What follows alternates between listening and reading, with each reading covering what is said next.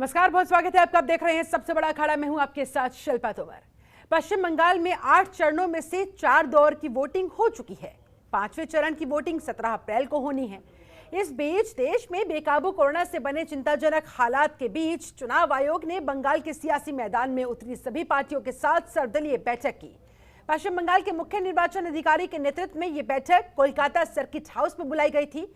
इस बैठक में कोरोना गाइडलाइंस के पालन और कुछ पार्टियों को बाकी बचे हुए चुनाव को एक साथ कराने की मांग पर चर्चा हुई। बैठक के बाद तृणमूल कांग्रेस ने कहा कि टीएमसी की स्थिति बिल्कुल साफ है, वो बाकी बचे हुए चुनावों को एक चरण में चाहती है। उधर बीजेपी का कहना है कि चुनाव आयोग को सलाह दी गई है कि लोकतांत्रिक परंपरा का पालन किया जाना चाहिए, कोरोना गाइडलाइंस के पालन को सुनिश्चित किया जाना चाहिए। तृणमूल कांग्रेस प्रमुख ममता बनर्जी ने ट्वीट करते हुए कहा, इस तरह के कदम के बारे में फैसला जनहित को देखते हुए लेना चाहिए। ममता बनर्जी ने कहा, महामारी के प्रकोप के बीच पश्चिम बंगाल में 8 चरण में चुनाव कराने के निर्वाचन आयोग के फैसले का हमने कड़ा विरोध किया है।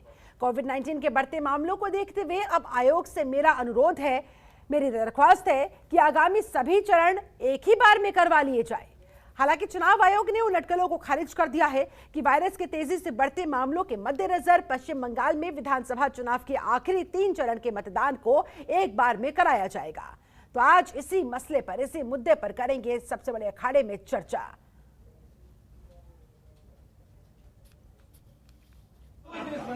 इसका देखिए, आप अगर आप बोलते हैं कि पूरा इलेक्शन बंद कर, यही आपका सजेशन है?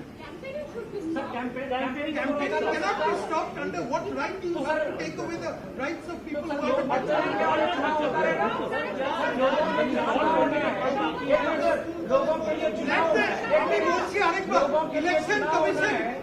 Election Commission tell us exactly what to do. What are the laws we will adhere to? इसका तो जिम्मेदारी था इलेक्शन इसका जिम्मेदारी था इलेक्शन कमीशन का। वो जो निर्देश वो दिया है, डायरेक्टिव जो दिया है, वो लागू होने के लिए वो जो बंदोबस्त करना था, इलेक्शन कमीशन अभी तक नहीं उन लोग सक्सेस हुआ। इसलिए हम लोग आज मांग किया है, जो आपका जो रिस्पॉन्सिबिलिटी है ये पूरा कीजिए। Thank you. परमिशन देंगे और कहेंगे कि कोविड-19 भी लागू हो, ये अभी तो नहीं होगा, अभी तो नहीं, कोई डायरेक्शन नहीं है चीफ इलेक्टोरल ऑफिसर का। ऐसे में बहुत सारे सवाल खड़े होते हैं, मसलन क्या चुनाव आयोग के पास नहीं है कोई भी प्लान बी? जिस तरह की स्थिति इस समय मुंह बाय खड़ी है, क्या चुनाव आयोग के पास कोई और तरीका नहीं है, कोई और प्लान बी नहीं है? कोरोना गाइडलाइन का पालन कराना कितनी बड़ी चुनौती है। चुनावी रैलियां तो हो रही है, लेकिन साथ ही साथ कोविड-19 की गाइडलाइंस का पालन कराया जाना भी उतना ही महत्वपूर्ण है। लेकिन ये कितनी बड़ी चुनौती चुनाव आयोग के सामने, ये भी बड़ा सवाल है। राजनीतिक दल आखिरकार कितने जिम्मेदार माने जाए, और क्या जिंदगी से बड़ी हो गई है सियासी हार और जीत, ये भी महत्वपूर्ण सवाल। और आज इन्हीं तमाम सवालों के जवाब हम ढूंढने की कोशिश करेंगे। हमारे साथ एक पूरा खास पैनल इस समय जुड़ा हुआ है। हमारे साथ बीजेपी नेता अरविंद सिंह जुड़े हुए, बहुत बहुत स्वागत है सर आपका। हमारे साथ कांग्रेस प्रवक्ता एमबी महेश जुड़े हुए, आपका बहुत स्वागत है। चुनाव आयोग के पूर्व ज्वाइंट डायरेक्टर मोहम्मद अमीन हमारे साथ जुड़े हुए हैं, बहुत स्वागत है सर आपका। और वरिष्ठ पत्रकार रवि पाराशर भी हमारे साथ जुड़े हुए हैं, आपका भी बहुत बहुत स्वागत करती हूँ। चर्चा की शुरुआत सबसे पहले मोहम्मद अमीन जी आप ही के पास आते हुए, ये चुनाव आयोग की किस तरह की तैयारियां है? ना तो चुनावी रैलियों में कोविड-19 की गाइडलाइंस का पालन करवाया जा रहा है, तस्वीरें ऐसी कोई देखने को नहीं मिली है जहां पर सोशल डिस्टेंसिंग का और मास्क का पालन किया जाता रहा हो, और ना ही जो मांग टीएमसी की तरफ से की जा रही है कि भाई सारे चरणों के चुनाव अब जो बाकी बचे हुए एक साथ करा लिए जाए, यह भी संभव नजर नहीं आ रहा है। आखिरकार ये किस तरह की तैयारियां, सवाल उठ रहे हैं सर? देखिए, ऐसा है, जहां तक चुनाव आयोग का सवाल है, हमेशा ये जितने दल हैं हमेशा किसी न किसी इशू पर हमारे चुनाव आयोग को घेरते रहते हैं और उसकी कमियां ढूंढते रहते हैं। सवाल इस बात का है कि याद होगा आपको, जब इससे पहले बिहार के चुनाव हुए थे, उस समय हमारे इलेक्शन कमीशन ऑफ इंडिया ने सारी गाइडलाइन की थी और सबसे पहला चुनाव था और बड़ा सक्सेसफुल चुनाव हुआ। उसमें किसी तरह की कोई प्रॉब्लम नहीं आई थी और सभी ने प्रोटोकॉल का, हर पार्टी ने और पब्लिक ने, सभी ने मिलकर सहयोग दिया और उसी से चुनाव संभव हो सका। अब जहाँ तक सवाल है, इसी बात को देखते हुए चुनाव आयोग ने उन्हीं गाइडलाइंस पर इनको भी आगे चुनाव के लिए प्रदेशों को रखा था। देखिए, और प्रदेशों के हो चुके।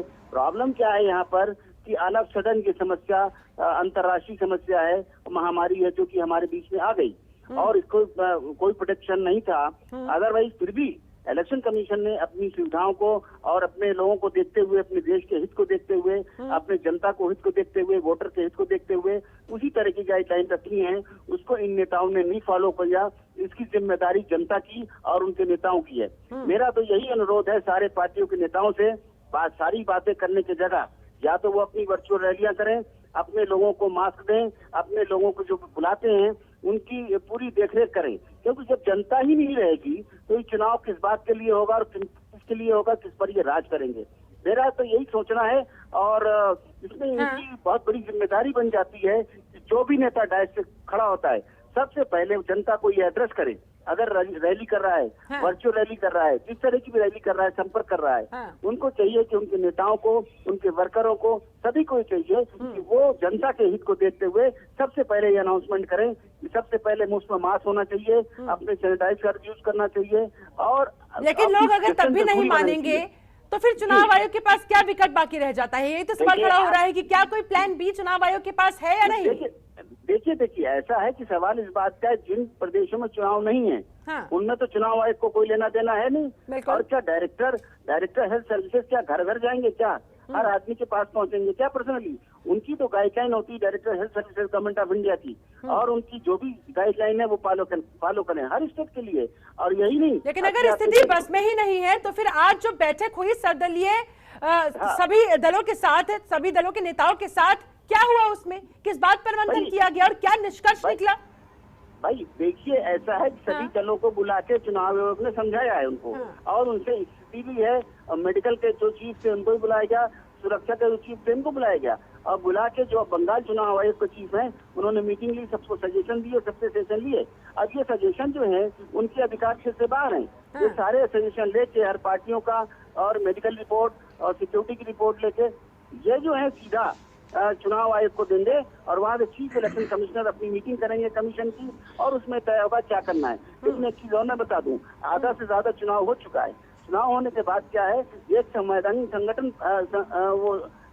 संकट पैदा हो जाएगा यहाँ पर। इसलिए चुनाव तो होने हैं, चुनाव नकारा नहीं जा सकता। कल को चुनाव आयोग ने क्लियर कर दिया था चुनाव होगा, लेकिन पूरा प्रोटोकॉल का पालन होगा। और हर देखिए चुनाव आयोग ने जब पोलिंग ऑफिसर, प्रिसाइडिंग ऑफिसर, सुरक्षा कर्मी और जितने सबका है उनको उसी तरह सैनिटाइजेशन, इवन हमारे सुरक्षा कर्मी भी जो हमारा वोटर नहीं लेके आता है अपने मास्क, उनको मास्क देता है, उनको सैनिटाइज करता है, उसी तरह की सुरक्षा के दृष्टि से वोटर को कोई नुकसान नहीं है। लेकिन नेताओं को समझना होगा, हर दल के नेताओं को समझना होगा और इस बात की उनको कसम लेनी होगी। नेताओं को समझना होगा, अपनी जिम्मेदारी का एहसास करना होगा और करवाना भी होगा जनता को। ठीक है अरविंद सिंह, हाँ उनके आदर्श हैं। ठीक है अरविंद जी, बात फिर वही घूम फिर कर आ जाती है कि आप लोगों को एक एग्जाम्पल सेट करना होगा, जनता के सामने नजीर पेश करनी होगी। साथ ही आज ये जो सर्वदलीय बैठक हुई, क्या हुआ इसमें, क्या सुझाव आप लोगों की तरफ से रखे गए और क्या कहा गया, क्या सुना गया? चुनाव आयोग ने आपकी सुनी या आपने चुनाव आयोग की सुनी? देखिए, हमने चुनाव आयोग से कहा कि कोरोना एप्रोप्रिएट बिहेवियर सुनिश्चित कराई जाए, दबाव डाला जाए कि हर हालत में कोरोना एप्रोप्रिएट बिहेवियर का पालन हो, तभी हम इससे निजात पा सकते हैं। अब चुनाव 4 चरण के हो चुके हैं, कल 5 चरण कंप्लीट हो जाएगा, 3 चरण और बच रहा है। अब डिसीजन तो चुनाव आयोग को लेना है कि वो 3 चरण के चुनाव वो कराएगा या एक साथ करा देगा। जो भी चुनाव आयोग का डिसीजन होगा, बीजेपी उसको फॉलो करेगी। लेकिन टीएमसी की इस मांग पर क्या कहेंगे? टीएमसी भी यही मांग कर रही है, तो क्या आप लोगों की भी यही मांग है कि बाकी के 3 चरण एक साथ हो जाने चाहिए? टीएमसी की जो मांग है उसके पीछे कुछ और कारण है। टीएमसी डे 1 से ही चुनाव से भाग रही है और वो फाइट नहीं कर पा रही है, इसलिए पलायन की नीति अपना रही है। दूसरा उनका रणनीति ये है कि एक साथ चुनाव होगा तो वो धांधली करने में सक्षम हो जाएंगे। फाइनली डिसीजन चुनाव आयोग को लेना है कि अब जो 3 चरण के चुनाव बच रहे हैं वो एक साथ होंगे या 3 चरणों में संपन्न होंगे। ठीक है, कोरोना महामारी के मद्देनजर एमबी महेश जी, कांग्रेस का क्या स्टैंड है? आप लोगों की क्या स्थिति है? आप लोगों की क्या डिमांड है? आप क्या चाहते हैं, क्या होना चाहिए अब आगे? हम तो आज प्रेस कॉन्फ्रेंस करके बता दिया गया हमारे अधीर रंजन चौधरी जी कि हमारे इलेक्शन कमीशन जो डिसीजन लेंगे वो डिसीजन को हम लोग को मानना पड़ेगा, और इसलिए कि जनता पहले है, उसके बाद वोट है। पहले जनता, उसके बाद वोट। पहले जनता को देखा जाए, जनता की सुरक्षा को नजर अंदाज नहीं किया जाए। जनता के लिए हम लोग कांग्रेस जितने भी बड़े बड़े लीडर हैं, आपको मालूम होगा जब कोरोना महामारी हो गया था, लॉकडाउन हो गया था, तो उस टाइम अधीर रंजन चौधरी इस सैनिक के साथ, अपने भाई के साथ, अपने बच्चे के साथ, देश के हर नागरिक के साथ अधीर रंजन चौधरी खड़े हुए थे। तब तो किसी की लीडर को दिखाई नहीं दिया, लेकिन आज हम लोग बोलना चाहते हैं कि ऐसा भाई खर्चा मैंने कभी भी किसी का मौत, किसी का बेटा नहीं खो जाए। कांग्रेस पार्टी हमेशा ये देखी है कि आप देश पहले, उसके बाद वोट, पहले देश, पहले नागरिक, पहले जनता, उसके बाद सब कुछ। हमारे अधीर रंजन चौधरी और हमारे संयुक्त मोर्चा के जितने भी अधिकारी गए हुए थे, आज वो लोग ने स्पष्ट कर दिया कि इलेक्शन कमीशन जो डिसीजन लेंगे वो डिसीजन को हम लोग को मानना ही पड़ेगा। ठीक है, रवि पाराशर, आपको क्या लग रहा है, राजनीतिक दलों का ये दावा कितना सार्थक नजर आता है? देखिए शिल्पा जी, भारत में चुनाव कराने की सारी जिम्मेदारी चुनाव आयोग की है, इसमें किसी को कोई शक नहीं है। बिल्कुल। और जो पॉलिटिकल पार्टियां, देखिए कांग्रेस की बात हमने सुन ली, भारतीय जनता पार्टी की बात हमने सुन ली, तृणमूल कांग्रेस क्या मांग कर रही है ये हमें पता है। अब जो पार्टियां ये कह रही हैं कि भाई हम तो चुनाव आयोग का जो भी फैसला होगा सर माथे पर होगा, तो ये कोई एहसान नहीं कर रहे हो आप। ये भारतीय संविधान पर के तहत चुनाव आयोग की जो शक्तियां हैं उनको आपको मानना ही चाहिए, और ये नौबत आनी ही नहीं चाहिए पॉलिटिकली। अभी हमने सुना कि बिहार विधानसभा, मैं बिहार में था उस समय, बिहार विधानसभा के चुनाव के दौरान, वो समय वो था जब हमारे पास पर्याप्त पीपीई किट नहीं थी, दवाइयां नहीं थी, बेड नहीं थे, ऑक्सीजन की किल्लत थी, और भी कोरोना से जो जूझने के उपाय उस समय किए जा रहे थे पूरे देश में बड़े पैमाने पर। जब वहां सक्सेसफुली चुनाव हो गया, वहां हालांकि चुनाव से पहले जो विपक्षी पार्टियां थी उन्होंने पुरजोर मांग ये की थी कि भाई थोड़ा कोरोना को देखते हुए इसको पोस्टपोन किया जाए, लेकिन उसकी भी वजहें पॉलिटिकल ज्यादा थी, ये कोरोना का डर कम था। मैंने बिहार में खुद दौरा किया और जाके देखा, और अब जब 4 स्टेट के चुनाव निपट चुके हैं और 4 चरण पश्चिम बंगाल के बाकी हैं, तब आप अगर इस तरह की कोई मांग उठा रहे हैं तो फिर मुझे लगता है बेसलेस है। अगर चुनाव आयोग, मान लीजिए एक हाइपोथेटिकल सिचुएशन ले लें कि अगर चुनाव आयोग बाकी बचे जो चरण हैं उनमें एक साथ वोट डलवा भी दे बाई चांस, वैसे तो होगा नहीं, केंद्रीय चुनाव आयोग ये कह चुका है, लेकिन अगर, तो क्या फर्क पड़ने वाला है? क्या कोरोना भाग जाएगा वहां से?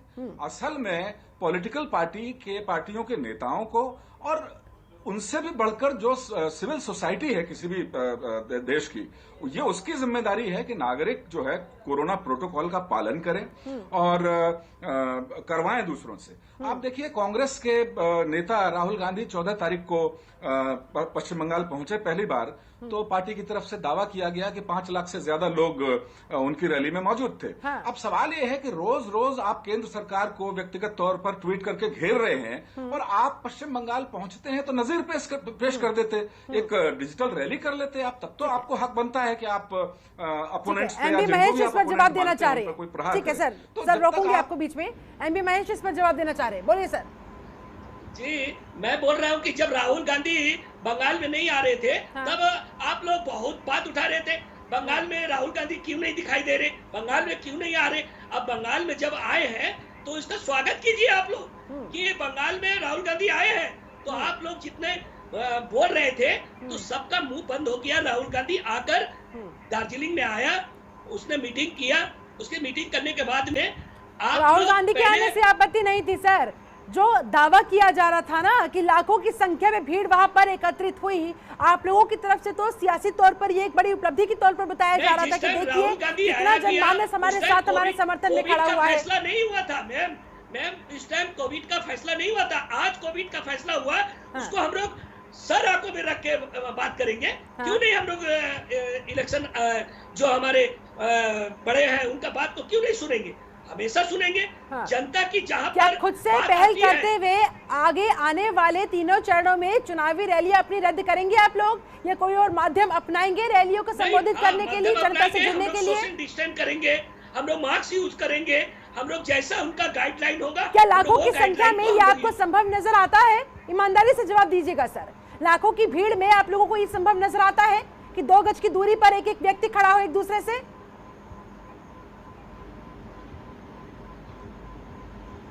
शिल्पा एक प्रश्न और पूछिए महेश जी इससे कि जो इनके साथ चुनाव लड़ रहे हैं लेफ्ट फ्रंट। महेश जी आवाज मिल रही है? हाँ जी अभी आवाज मिली, लेकिन आपका बात मैंने सुन नहीं सका मैम। मैं ये पूछ रही हूँ आपसे कि आप लोग ये कैसे सुनिश्चित करेंगे कि लाखों की संख्या में भीड़ भी आ जाए आपकी रैलियों में और सोशल डिस्टेंसिंग का पालन भी हो जाए आपकी रैलियों में? कैसे आप लोग इस चीज को लेकर आश्वस्त करेंगे, कैसे सुनिश्चित करेंगे? मैं तो बार बार बोला हूँ, इलेक्शन कमिश्नर जो नियम कानून बांधेंगे उस नियम कानून के साथ हम लोग कांग्रेस कर्मी और कांग्रेस के लीडर सब कुछ हम लोग मान के चलेंगे। अरे तो यही तो जानना चाह रही हूँ आपसे, गाइडलाइंस तो अब भी थी, अब क्यों नहीं सोशल डिस्टेंसिंग का पालन करता हुआ नजर आया? कर दिया जाए। नहीं, गाइडलाइंस हम लोग जब देख रहे हैं कि देश में जब से कोरोना आया है तब से सोशल डिस्टेंसिंग की गाइडलाइन हमारे सामने है जी। बोलिए। सोशल डिस्टेंस हमेशा हर समय में आपको मैं वीडियो फुटेज दे सकता हूं, देख लीजिए। हम लोग जितने सोशल डिस्टेंस को मान के चलते हैं, मेरे ख्याल से बीजेपी का आप लड्डा जी का देख लीजिए, मोदी जी का देख लीजिए, अमित शाह जी का देख लीजिए, कोई सोशल डिस्टेंस नहीं है। लेकिन मतलब कंपैरिजन की भी तो कहाँ थी? ठीक है, बात तो वैसे सही है, हमाम में सब नंगे हैं। जो स्थिति कांग्रेस की है वही कुछ स्थिति बीजेपी की भी है। अरविंद सिंह, आप लोग भी कोई दूध के धुले नहीं है। आप लोगों की चुनावी रैलियों में भी जिस तरह से लाखों की संख्या में भीड़ तो दिखाई दी, लेकिन सोशल डिस्टेंसिंग की और मास्क लगाए बिना लोग नजर आए, गाइडलाइंस की जमकर धज्जियां भी उड़ी और नतीजा आज देखिए सबके सामने है। धूले होने और नहीं होने, देखिए सवाल दूध के धूले होने और नहीं होने का नहीं है। सवाल ये है कि किसी भी एक विषय पे आपका स्टैंड क्या है। अभी हमारे कांग्रेस के मित्र बोल रहे थे, कांग्रेस एक तरफ तो कहती है, हम पे आरोप लगाती है कि बड़ी रैलियां नहीं करनी चाहिए, बड़ी रैलियां खतरनाक है, और बाद में उनके नेता स्वयं आके बड़ी रैली करते हैं और दावा करते हैं कि हमारी रैली में 5 लाख की भीड़। लेकिन वो तो अरविंद जी ये कह रहे हैं ना कि जरा जेपी नड्डा की रैली को देख लीजिए, अमित शाह की रैलियों को देख लीजिए। जब बीजेपी नहीं मान रही तो हम कैसे पीछे हो जाएं? वो आप लोगों का उदाहरण दे रहे हैं। इसलिए तो बार बार बीजेपी से सवाल किया जा रहा है कि आप लोग आखिरकार ऐसा नजीर क्यों नहीं सेट करते, एग्जाम्पल क्यों नहीं सेट करते कि बाकी लोगों का मुंह बंद हो जाए और आप लोगों के पास एक तथ्य हो जाए कि भाई देखिए हमने पालन किया है, आप भी करिए, क्योंकि जनता की जान सर्वोपरि है। हम मानते हैं जनता का जान सर्वोपरि है, हम मानते हैं जनता का जान सर्वोपरि है, और इसके लिए सबसे ज्यादा आवश्यक है कोविड एप्रोप्रिएट बिहेवियर। रैली होना नहीं होना कोरोना रोकने के लिए अचूक उपाय नहीं है। अचूक उपाय है कोविड एप्रोप्रिएट बिहेवियर अपनाना। इसीलिए आप देखेंगे उन सारे राज्यों में जहां इलेक्शन का कहीं दूर दूर तक नामो निशान नहीं था, वहां कोरोना ज्यादा फैला है। तो केवल कोरोना के लिए केवल और केवल रैलियों को दोषी दे देना ये ठीक नहीं है। अच्छा ठीक है अरविंद जी, ये जो नया मंत्र आपने इजाद किया है कोविड एप्रोप्रिएट बिहेवियर, ये है क्या, जरा बता दीजिए। अब पिछली गाइडलाइन से कितना अलग है ये भी बता दीजिए। ये भी है, हाँ। ये बिहेवियर है सोशल डिस्टेंसिंग का पालन करना, मास्क लगाना, हाँ। ये है अपने हाथ को धोना, और ये है अपनी बारी आने पर वैक्सीनेशन कराना। हाँ। कांग्रेस के नेता राहुल गांधी कोरोना की तो बात करते हैं, इस देश को पता ही नहीं है, उनकी बारी आ चुकी है, उन्होंने खुद वैक्सीनेशन कराया है या नहीं कराया है। देश के सामने वो क्या एग्जाम्पल पेश कर रहे हैं, क्या उदाहरण प्रस्तुत कर रहे हैं। केवल आरोप लगाने से कभी बात नहीं बनती है, आपको जनता के सामने एग्जाम्पल भी रखना होता है। बोलिए सर। महेश जी, आपका जवाब ना कंफ्यूजन वाला है। जैसे राहुल गांधी जी कंफ्यूज रहते हैं, वैसे आपका बयान भी बिल्कुल कंफ्यूज। नहीं, आपको सच्चाई से चिढ़ लगती है इसलिए आप बोल रहे हैं, क्योंकि नहीं, मैं लेकिन तो सच्चाई बात अरविंद जी, करूंगा। सवाल तो सही है ना, सवाल तो सही है ना, सवाल तो आप लोगों के ऊपर उठेंगे ना। जब आप लोग खुद एक उदाहरण पेश करेंगे तो फिर बाकी लोग भी फॉलो करेंगे, और अगर नहीं करेंगे तो आपके पास होगा फिर जवाब कहने के लिए कि देखिए हमने तो किया, आप लोगों ने नहीं किया, तो जनता भी देखेगी, जनता भी समझेगी। चलिए ठीक है, लौटूंगी आपके पास। रवि पाराशर, आपको क्या लग रहा है, ये आरोप सिर्फ एक दूसरे पर लगाने के लिए है? फॉलो कोई न करना चाहता और न कर पाएगा। जी, मैं इसमें एक बात बोलना चाह रहा था कि ऐसा है कि इन पार्टी के जितने लीडर्स हैं इनसे कहिए कि प्रोटोकॉल को फॉलो करें, नंबर 1। और अभी मैं दिन में सुन रहा था, एक डॉक्टर की एडवाइस थी कि जो अब की बार कोरोना आया है, पहले कोरोना से ज्यादा गंभीर है और ये इतना स्प्रेड करता है कि एक आदमी 30 से 20 आदमियों को जो है संक्रमित करता है, और अगर वो एक घर में चला गया तो क्या हाल होगा इसका। इसलिए इन लोगों को ध्यान देना है। डे बाय डे कोरोना बढ़ रहा है और कोरोना की बातें ना करें ये लोग, जो उसका सख्ती से पालन करें। और फिर अगर ये लोग नहीं करेंगे और कमीशन कराएगा तो फिर कमीशन को ये रोक देंगे। इसका कमीशन सख्ती कर रहा है, कमीशन ये भेदभाव कर रहा है, लेकिन उसको फिर ये तो या तो छोड़ दें कि कमीशन पालन कराए, या तो ये खुद पालन करें। पालन जब नहीं करेंगे तो फिर कमीशन कराएगा तो इनको हर एक कोरोना आएगा। ये अब हमारे साथ सख्ती की जा रही है। क्यों? क्योंकि जनता नहीं होगी तो ये राज किस पे करेंगे? इनके नेता किस पे राज करेंगे? जनता ही नहीं जब होगी, तो इसलिए जनता की सेफ्टी पहले है, उसके बाद प्रोटोकॉल माने, और प्रोटोकॉल मान के हर जनता को ये अपना एक मैसेज दे, क्योंकि हर जब पार्टी का लीडर कुछ ना कुछ फॉलोइंग रखता है, अपने डायस से खड़ा होकर बोल सकता है, कह सकता है कि कोरोना को फॉलो करिए, कोरोना का प्रोटोकॉल फॉलो करिए, कोरोना की गाइडलाइंस फॉलो करिए, और खुद भी करें और जनता को भी कराएं, अपने वर्कर्स को। लेकिन फिलहाल तो रवि पाराशर खुद से इनिशिएटिव तो लेना बहुत दूर की बात है। इन लोगों ने तो गेंद को चुनाव आयोग के पाले में डाल दिया है कि भाई चुनाव आयोग अब फैसला लेगा, वो जो कहेगा हम लोग मानेंगे। हालांकि वो बात की बात है कि उस पर भी हंगामा देखने को मिलेगा, उस पर भी आरोप प्रत्यारोप का सिलसिला देखने को मिलेगा। मोहम्मद अमीन, आपके पास आते हुए, फिलहाल आप लोगों के ऊपर सभी की निगाहें कि अब चुनाव आयोग आगे कोरोना की इस करंट सिचुएशन के बीच चुनावी रैलियों को लेकर, आगे की कल चौथा चरण हो जाएगा, बाकी के 3 चरण बचेंगे, उन तीनों चरणों को लेकर क्या कदम उठाता है आप लोगों की तरफ सभी की निगाहें? भाई देखिए, इस बात का है कि जहां तक चुनाव आयोग ने अपना प्लान दिया है, कार्यक्रम बनाया है, उसी हिसाब से हर चीज का होता है। पोलिंग पार्टी होती है, मशीनें होती हैं, उसी हिसाब से सिक्योरिटी का अरेंजमेंट होता है, अफसरों का भी अरेंजमेंट होता है, ऑब्जर्वर्स का अरेंजमेंट होता है। ये लोग चाहते हैं कि इस वक्त कोरोना के नाम पे होश पोश करके एक ऐसी समस्या क्रिएट कर दें, एक हवा क्रिएट कर दें जिससे कि चुनाव आयोग घबरा जाए। लेकिन इन सब परिस्थितियों से चुनाव आयोग घबराता नहीं है। चुनाव आयोग ने अपनी गाइडलाइन दे दी है, उसी हिसाब से चुनाव होगा। उसमें कल चुनाव आयोग का स्पष्टीकरण भी आ चुका है कि हम इसमें कोई बदलाव नहीं करेंगे। बदलाव तो करना है तो जनता को करना है, इनके वर्कर्स को करना है, और इनको प्रोटोकॉल का फॉलो करना है। जहां तक सवाल है बूथों का और जहां तक वोटर्स का, हर वोटर की सेफ्टी हमारा पहला कर्तव्य है चुनाव आयोग का। तो उनको वोटर आई कार्ड है, वो आएंगे, उन्हें सैनिटाइज किया जाएगा, नहीं करके आए तो कराया जाएगा। अगर मास्क नहीं लाए हैं तब भी उनको हमारे सिक्योरिटी गार्ड जो बाहर होंगे आउटर रिंग में, वो उनको मास्क भी देंगे और वो अंदर वोटिंग करेंगे। हर चीज सैनिटाइज होगी, अंदर मशीनें सैनिटाइज होंगी, हमारे अफसर इंजेक्शन लगा होगा उनको, मतलब हेल्थ से क्लियर होंगे, प्रूव होंगे, और उन पर किसी तरह की अंदर कोई प्रॉब्लम नहीं है। तो जो वोटर आएगा अपने घर से निकल के सही तरीके से वोट देके जाएगा, उसको कोई समस्या हमारे न पोलिंग स्टेशन पे है, न आने पे, न जाने पे, कहीं पे कोई प्रतिबंध नहीं है।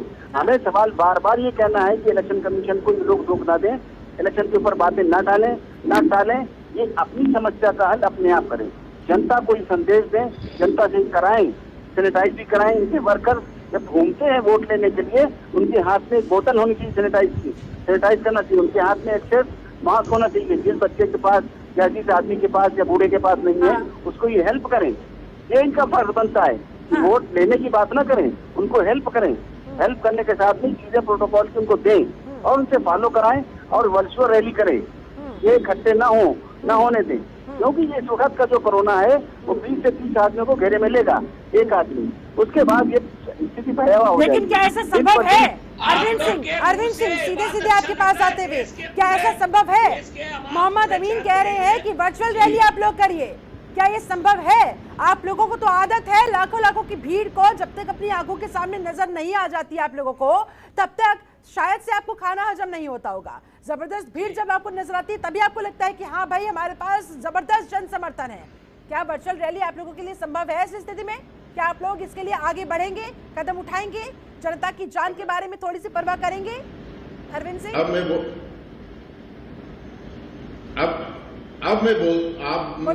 बोलता हूं, मेरे को जरा ध्यान से सुनिएगा। मोहम्मद अमीन साहब जो बात कर रहे थे वो एक सक्षम अधिकारी रहे हैं, चुनाव आयोग में उन्होंने काम किया है, चुनाव आयोग के बारे में उनको जानकारी है। मैंने पहले भी कहा है कि चुनाव आयोग जो भी डिसीजन लेगा, जो भी निर्णय लेगा, भारतीय जनता पार्टी चुनाव आयोग को सहयोग देगी, चुनाव आयोग के निर्णयों का स्वागत करेगी। हम ममता बनर्जी जैसे चुनाव आयोग के खिलाफ धरने पे नहीं बैठेंगे, हम ममता बनर्जी जैसे केंद्रीय बलों का घेराव नहीं करेंगे, हम ममता बनर्जी जैसे कोई भी ऐसा कदम नहीं उठाएंगे जिसके कारण से जो बंगाल में शांतिपूर्वक चुनाव हो रहे हैं उसमें व्यवधान पड़े। चुनाव आयोग को जो भी कदम उठाना है वो उठाए। भारतीय जनता पार्टी ये सुनिश्चित करेगी कि उसके सारे निर्देशों का पालन किया जाए। लेकिन चुनाव आयोग तो ये कह रहा है कि भाई ये राजनीतिक दलों की सर्वप्रथम जिम्मेदारी बनती है कि अगर वो रैलियां बुला रहे हैं तो वहां पर कोविड-19 गाइडलाइंस का पालन हो रहा है, नहीं हो रहा है, ये आप लोगों की जवाबदेही बनती है। अरविंद जी, बिल्कुल बनती है। इसलिए शिल्पा जी हम भरपूर कोशिश करते हैं कि कोविड एप्रोप्रिएट बिहेवियर हो और लोगों के बीच में डिस्टेंस बना रहे और जो गाइडलाइन है उसका पालन करते हुए हम रैली भी करते हैं और चुनाव प्रचार भी करते हैं। और हम कभी चुनाव आयोग के खिलाफ न धरना देते हैं, न प्रदर्शन करते हैं, न ही उन केंद्रीय बलों के खिलाफ जिनकी जिम्मेदारी चुनाव संपन्न कराना है उनका घेराव करते हैं। घेराव करने का जनता से आह्वान करते हैं। मोहम्मद अमीन, आप ही के पास आते हुए, इस समय चुनाव आयोग के ऊपर नजरें इस लिहाज से भी टिकी हुई है क्योंकि आप लोग अब इस क्रूशियल टाइम पर जो महत्वपूर्ण फैसला लेंगे उसके आधार पर आगे का रास्ता तय होगा। तो फिलहाल आप लोग किस रणनीति के साथ आगे बढ़ रहे हैं? आगे आप लोग क्या करने की योजना बना रहे हैं, या सब कुछ राजनीतिक दलों पर ही छोड़ दिया है, जनता पर ही छोड़ दिया है, और हो क्या रहा है असल में वो आप भी देख रहे हैं?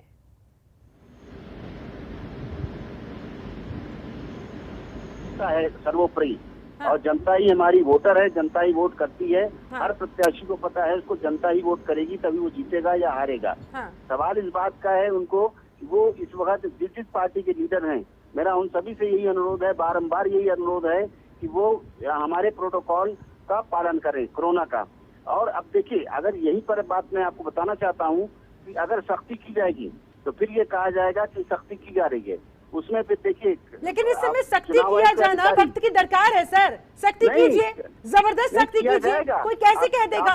किसी की जान को जोखिम अगर होता है तो ये लोग कैसे कह देंगे फिर? और अगर कहेंगे तो जनता बैठी है देखने के लिए। देखिएगा, जिस तरीके से कोरोना फैल रहा है उसी तरीके से सख्ती बढ़ेगी चुनाव आयोग की। और फिर ये आरोप प्रत्यारोपों का दौर सिर्फ चुनाव आयोग पर लगेगा कि किसी प्रेजुडिस होकर काम किया जा रहा है। ऐसा नहीं है, निष्पक्ष होकर कार्य किया जाएगा। और इन लोगों को बारंबार बता दिया गया, इसलिए मीटिंग की गई है। इससे पहले भी जब भी कभी चुनाव होता है इन सभी पार्टी के लीडर्स को बुलाकर बता दिया जाता है, समझा दिया जाता है, लेकिन फिर भी ये लोग नहीं मानते हैं। लेकिन अब इस कोरोना काल में इतनी सख्ती बरती जाएगी, ये भूल जाएंगे इस बात को कि हम चुनाव लड़ने आए हैं। और यहाँ तक कोशिश होगी चुनाव आयोग की कि हर सुरक्षा का और प्रोटोकॉल का पालन किया जाए। और यही एक्सपेक्टेशन चुनाव आयोग से होती भी है मोहम्मद अमीन, कि तमाम आरोप लगते रहे, कोई फर्क नहीं पड़ता। एक दिन लगेंगे, 2 दिन लगेंगे, हर दल लगाता है, कोई फर्क नहीं पड़ता। लेकिन इस समय हमें लोगों की जान को बचाना है, इसलिए जितना ज्यादा हो सके सख्ती के साथ, कड़ाई के साथ नियमों का बनाना वो आप लोग बनाएं। यही उम्मीद आपसे इस समय। ये सब बातें आज जो की गई हैं हमारे स्टेट चुनाव आयोग के पास, चीफ के पास, सारी दलों की रिपोर्ट और हेल्थ की रिपोर्ट और अधिकारियों की रिपोर्ट सब मिलाकर, और ऑब्जर्वर्स के भी अपने ऑब्जर्वेशन होंगे, इन सबको मिलाकर ये भेजा गया है रिपोर्ट सेंट्रल इलेक्शन कमीशन के पास। तो वहाँ पर कमीशन, फुल कमीशन बैठ के इस बात को करेगा और इनको सख्ती से सख्ती मिलता जाएगा। तो उसमें किसी को ढिलाई नहीं बरती जाएगी और इनको कोशिश ही की जाएगी हमारा निष्पक्ष और सुरक्षित चुनाव हो। ये चुनाव आयोग का जो अपना मोटो है। लेकिन ऐसा ना हो सर कि फैसला आते आते निष्कर्ष पर पहुंचते पहुंचते काफी देर हो जाए। नहीं, ऑलरेडी काफी विकराल रूप कोरोना ने धारण कर लिया है। हाँ जी। नहीं, निश्चित रूप से डॉक्टरों की भी राय है और हेल्थ मिनिस्ट्री की भी राय ली जाएगी यहाँ पर भी कि क्या स्थिति है वहाँ पर लेटेस्ट, उसी हिसाब से कार्रवाई इलेक्शन कमीशन करेगा। चुनाव तो नहीं रुकते, इसमें दो राय नहीं। चुनाव को सुरक्षित रखना, ये भी दो राय नहीं। इसमें सुरक्षित रखा जाएगा और जनता की सेफ्टी मस्ट है, यानी हमारे जो नागरिक हैं, वोटर हैं, वो सुरक्षित रहें, उनकी सुरक्षा देखी जाएगी पहले, और नेताओं को भी प्रताड़ित किया जाएगा और उनको डायरेक्शन दिए जाएंगे, उनको नोटिस दिए जाएंगे और उन पे एक्शन भी होगा। नेताओं को डायरेक्शंस दे दिए जाएंगे, नोटिस दिए जाएंगे। रवि पाराशर, लेकिन क्या आपको लगता है कि नेतागण इनको फॉलो करेंगे? उनको समझ में आएगी ये बात? मैं हर दल की बात कर रही हूँ। नहीं, देखिए बिल्कुल बिल्कुल शिल्पा, मैं ये कह रहा हूँ कि पश्चिम बंगाल में चुनाव है, ये नई परिघटना नहीं है देश में। हाँ। या अंतर्राष्ट्रीय स्तर पर भी कोरोना के इस पूरे काल के दौरान बहुत सारे देशों में चुनाव हुए हैं, संपन्न हुए हैं, लेकिन वहां पर चुनाव कराने वाली जो संस्थाएं हैं या जो संस्था है, उसे लेकर बहुत विवाद की स्थितियां हमें कहीं से भी, ना हमारे पड़ोसी देशों में जहां चुनाव हुए या अमेरिका में चुनाव हुए या बहुत सारे देशों में चुनाव हुए हैं, हाँ। वहां से चुनाव कराने वाला जो निकाय है उसको लेकर के कोई सवाल सुनने को नहीं मिला। लेकिन भारत में अब असल में विपक्ष का एक ही काम रह गया है कि जो सत्तारूढ़ दल हैं या गठबंधन है, उनके हर काम की आलोचना करना। एक तो मुझे लगता है कि ये रवैया, ये जो मानसिकता है विपक्ष की, इसको थोड़ा सा मन में जाकर के विचार करना पड़ेगा, एक चीज।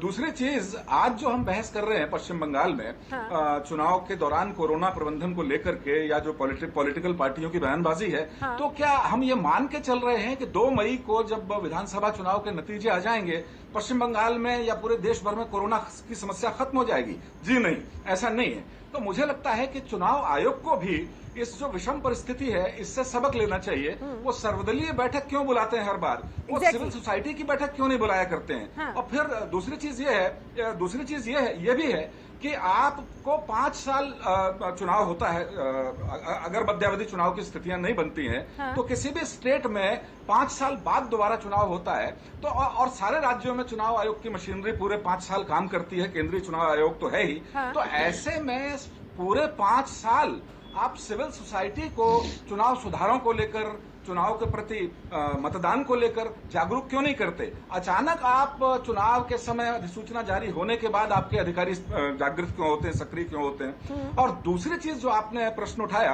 कि जो पॉलिटिकल पार्टियां पश्चिम बंगाल में, मैंने कहा कि 2 मई के बाद चुनाव खत्म हो जाएंगे, जिसकी भी सरकार बनेगी सब देख लेंगे। हाँ। लेकिन क्या पॉलिटिकल पार्टियों के पास जो करोड़ों जो राष्ट्रीय पार्टियां हैं, क्षेत्रीय पार्टियां हैं, उनके जो करोड़ों कार्यकर्ता हैं, उनको आप आंदोलन की तरह किसी भी ऐसी सामाजिक समस्या जिससे जो पार्टी के वर्कर को देख के, ऐसा नहीं है कि मैं बीजेपी का कार्यकर्ता हूं तो मुझे कोरोना नहीं होगा, मैं समाजवादी पार्टी का कार्यकर्ता हूं तो मुझे कोरोना नहीं होगा, या तृणमूल कांग्रेस का कार्यकर्ता हूं तो कोरोना नहीं होगा। ये कोरोना किसी पार्टी को ध्यान में नहीं रखता है। हाँ। तो आप जब पूरे 5 साल के दौरान, अब क्या हम ये सबक लेंगे इस महामारी के बाद कि लोगों को सामाजिक तौर पर और उनकी सेहत के प्रति जागरूक करने का काम हम पार्टी स्तर पर करेंगे, भले ही सरकार हमारी पार्टी की ना हो। तो ये पॉलिटिकल पार्टियों की सोच क्यों नहीं होनी चाहिए? अभी देखिए महाराष्ट्र में हमने देखा, वहां तो चुनाव नहीं हो रहे हैं, वहां भीड़ बढ़ी है वहां पर पलायन के लिए या फसलें काटने के लिए, तो वहां कुछ अतिरिक्त ट्रेनों की रेलवे की तरफ से व्यवस्था की गई। लेकिन जो लोग वहां पहुंचे स्टेशनों पर भीड़ लगाने के लिए, उन्हें ये जानकारी ही नहीं थी कि रिजर्वेशन पहले से करा के आना पड़ेगा। हाँ। तो वो धूप में खड़े रहे। तो हाँ। क्या पॉलिटिकल पार्टियों के कार्यकर्ता जो महाराष्ट्र की क्षेत्रीय पार्टियां हैं या राष्ट्रीय पार्टियां हैं, क्या ये बस्ती बूथ स्तर पर जाकर के ये जागरूकता और ये जानकारी देने का काम नहीं कर सकते हैं? क्या केवल चुनावों के समय या सरकार में जब विधानसभा सेशन चले या लोकसभा जब संसद के 3 सत्रों, जवाब दीजिए इस बात का। पूरी तरह जागरूक होंगे। आप लोगों की सबसे बड़ी जिम्मेदारी बनती है ना। मैं जो टीवी में बैठा हूँ, जनता की आवाज को उठाना जी से। हाँ। जी, जनतंत्र टीवी में मैं बैठा हूँ। मैडम जी, मैं एक बात बोलना चाहता हूँ कि आपको पूरे देश के वासी को भी खबर होना चाहिए और इलेक्शन कमिश्नर जो बंगाल के हैं उनको भी खबर होना चाहिए कि कलकत्ता पोर्ट एक विधानसभा है, कलकत्ता पोर्ट, जहां पर दलित का और हमारे माइनॉरिटी का बहुत बड़ा संख्या है। जैसे कि अभी हमने केस भी दर्ज किया है, हमने कंप्लेंट भी दिया है कि लाइन लगा लगा कर फॉर्म बांटा जा रहा है कि 1000 रुपये। आपको मालूम होगा कि ममता बनर्जी बहुत पहले ऐलान करी थी कि 1000 रुपया और साल में 12,000 रुपया दिया जाएगा। तो आज इलेक्शन के टाइम में, कोरोना के टाइम में एक क्यों ऐसा किया जा रहा है जहां पर पब्लिक की भीड़ होगी। अभी इलेक्शन कमीशन अभी बताए हैं कि भीड़ को कम करा जाए, भीड़ को शांति तो फिर तो इसके लिए सबसे पहले सबसे बड़ा कदम उठाया जाना चाहिए, चुनावी रैलियां सारी रद्द होनी चाहिए, उसमें सारे दल शामिल होते हैं, उसमें आप भी शामिल है, उसमें बीजेपी भी शामिल है, उसमें टीएमसी भी शामिल है। हम लोग तो हमेशा चेष्टा किए हैं कि सोशल डिस्टेंस को मानकर कोई भी प्रोग्राम लिया जाए। आपको मालूम होगा कल हमारा प्रोग्राम है अधीर रंजन चौधरी जी का, सोशल डिस्टेंस होगा। हमारा सोशल डिस्टेंस मानकर हम लोग प्रोग्राम करेंगे, हम लोग मास्क, हम लोग चेयर। हाँ, मैं वीडियो बोलूं तो आपको मैं वीडियो भी भेज दूंगा कि हम लोग किस तरह से इसको माना जाए। अधीर रंजन चौधरी बंगाल के हमारे माने जो बोल देंगे, हम लोग कांग्रेस जितने भी लीडर, कांग्रेस कर्मी सब उनको फॉलो करके उनको मानते हैं, क्योंकि अधीर रंजन चौधरी अगर आप सब फॉलो करते हैं, अगर आप सब लोग मानते हैं, तो फिर ये संक्रमण के आंकड़े बढ़ते क्यों जा रहे हैं? आंकड़े बढ़ते जा रहे हैं, आप बताइए कि ये तो ऊपर वाले के हाथ में भी नहीं है। ये जो कंडीशन हो रहा है, महामारी बढ़ रहा है और बहुत ज्यादा कोरोना बढ़ रहा है, तो इसको हम लोग को ही ठीक करना पड़ेगा। ये बीजेपी तृणमूल बोल के नहीं, सारे जनता को ठीक करना पड़ेगा कि ये बीमारी को दूर भेजा जाए। तो कह रहे हैं कि हम सबको ठीक करना पड़ेगा, दूसरी तरफ आप लोगों का दूसरे दलों के साथ मिलकर इसी मुद्दे पर कोई सहयोग होता हुआ नजर आता नहीं है। झगड़ा अलग है, ठीक है, पार्टी का बिल्कुल सही बात है, लेकिन पार्टी का झगड़ा अलग है। मैं मेरा बात को सुन लीजिए, पार्टी का झगड़ा अलग है, लेकिन जनता के हित के लिए, जनता के सपोर्ट के लिए हम लोग को सबको मास्क पहनना पड़ेगा और सबको इसका पालन पूरा करना पड़ेगा, हाथ धोना पड़ेगा। प्रियंका गांधी तो बहुत पहले ही बोली थी। अच्छा, अगर इस बात का जिक्र होता है, इस बात का कुछ ऐसा अगर निकलकर फैसला सामने आता है कि भाई चुनावी रैलियां रद्द होंगी या फिर वर्चुअल माध्यम से होंगी, आप लोग तैयार रहेंगे?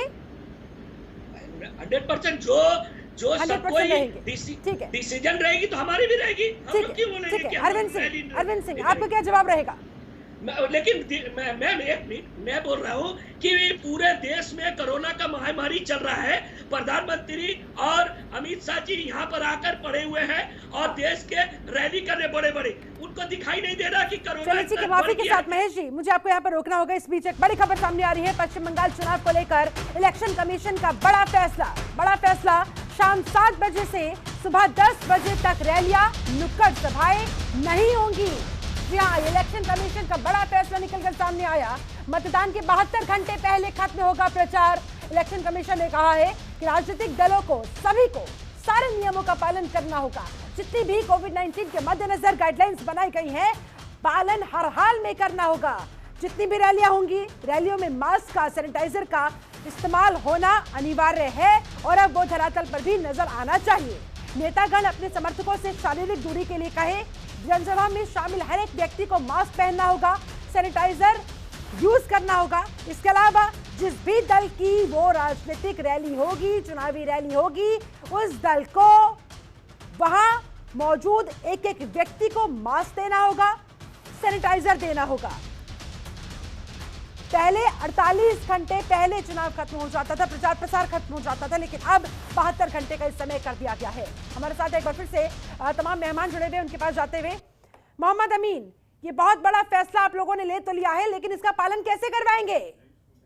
पालन इसलिए होगा कि हमारे 11 ऑब्जर्वर जो सीनियर आईपीएस अफसर हैं वो भी पहुंच रहे हैं वहाँ पर। कुछ कंपनियां और लगा दी गई हैं।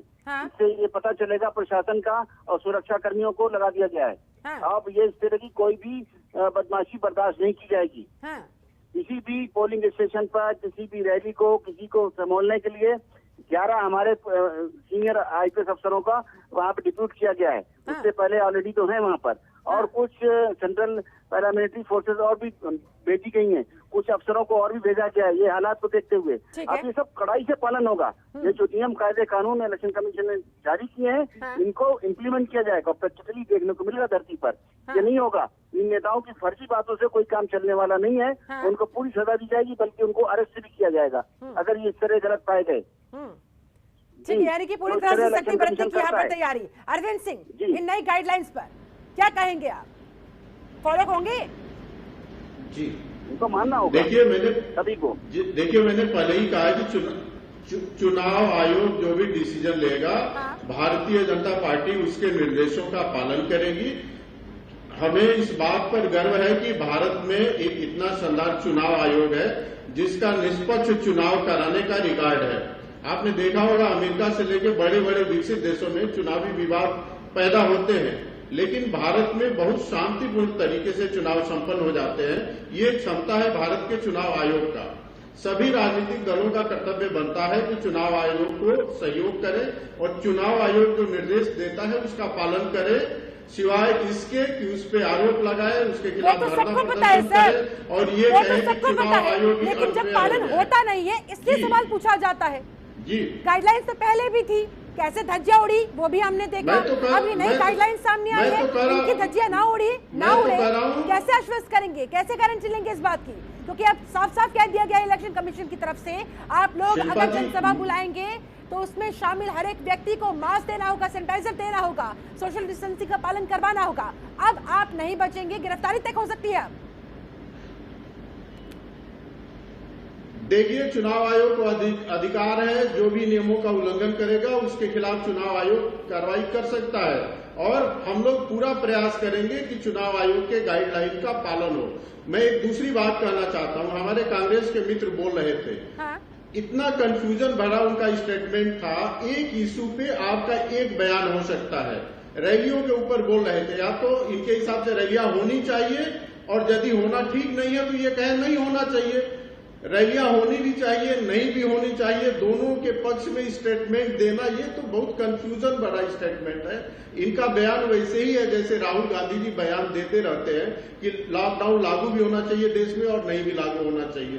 तो इसको हम क्या समझें? अरविंद जी, जितनी चिंता आप लोग राहुल गांधी की करते हैं, कांग्रेस के एक एक कदम की करते हैं, अगर उतनी चिंता आप लोगों की जान की कर लेते तो शायद आज स्थिति यहाँ तक ना पहुंचती। आज स्थिति बद से बदतर होती हुई नजर नहीं आती, क्योंकि बार बार आप लोगों से, आप लोग सत्ता में हैं, आप लोगों की डबल इंजन की सरकारें हैं कई राज्यों में, फिर भी अगर हालात बेकाबू होते जा रहे हैं तो सबसे ज्यादा सवाल, सबसे ज्यादा जिम्मेदारी, सबसे ज्यादा जवाबदेही आप लोगों की ही बनती है।